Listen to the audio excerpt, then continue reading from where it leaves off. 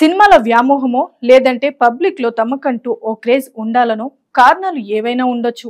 కానీ సోషల్ మీడియాలో ఈ జనరేషన్ అమ్మాయిలు రెచ్చిపోయి రీల్స్ చేస్తున్నారు.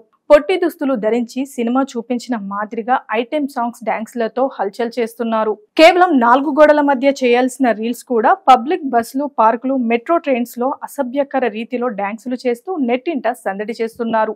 ఊహించని విధంగా తమ నాభి నడుము అందాలను చూపిస్తూ పబ్లిక్ ను రెచ్చగొడుతున్నారు. క్రేజ్ కు క్రేజ్, డబ్బుకు డబ్బు అన్నట్లుగా రెచ్చిపోయి రీల్స్ చేయడం చాలా కామన్ గా మారింది. ఇన్స్టా, ఫేస్బుక్, ట్విట్టర్, యూట్యూబ్ వంటి డిజిటల్ మాధ్యమాల ద్వారా వందలతో మొదలైన సంపాదన ఎన్ని కోట్లకైనా సంపాదించుకునే అవకాశం ఉంది. ఆఫీస్ లో రోజంతా ఉద్యోగం చేస్తే ఎంతొస్తుంది? అదే ఒక్క రీల్ చేసి నెట్టింట వదిలి చూడు, వైరల్ అయితే వేలల్లో లక్షల్లో ఆదాయమే. ప్రస్తుతం భారతదేశ యువతి సోషల్ మీడియాని ఏ రేంజ్ లో వినియోగిస్తుందో చెప్పాల్సిన పని లేదు. వయసుతో సంబంధం లేకుండా అంతా రీల్స్ చేసి సంపాదిస్తున్నారు. అందులోనూ మహిళలు చేసే వీడియోలకు అయితే మరింత డిమాండ్ కనిపిస్తుంది. కాస్త బోల్డ్ కంటెంట్ ఉందంటే క్షణాల్లో వైరల్ అవుతుంది. తాజాగా ముంబైలో అమ్మాయిలు ఎక్కడ పడితే అక్కడ రీల్స్ చేయడం ట్రెండింగ్ గా మారింది.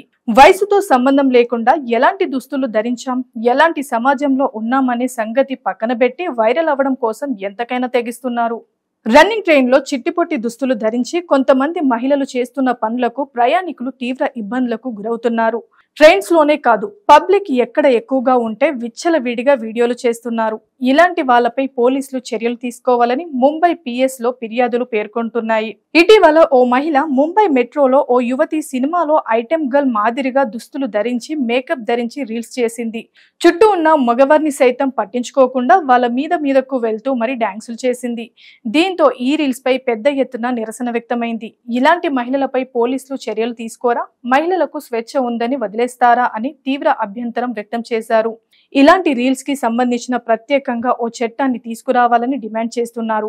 అమ్మాయిలు రీల్స్ ను కొందరు వ్యతిరేకిస్తుంటే మరికొందరు బహిరంగంగానే సపోర్ట్ చేస్తున్నారు. సోషల్ మీడియా పుణ్యమా అంటూ ఇలాంటి దారుణాలు ఎన్ని చూడాలో అంటూ నెటిజన్లు కామెంట్స్ చేస్తున్నారు.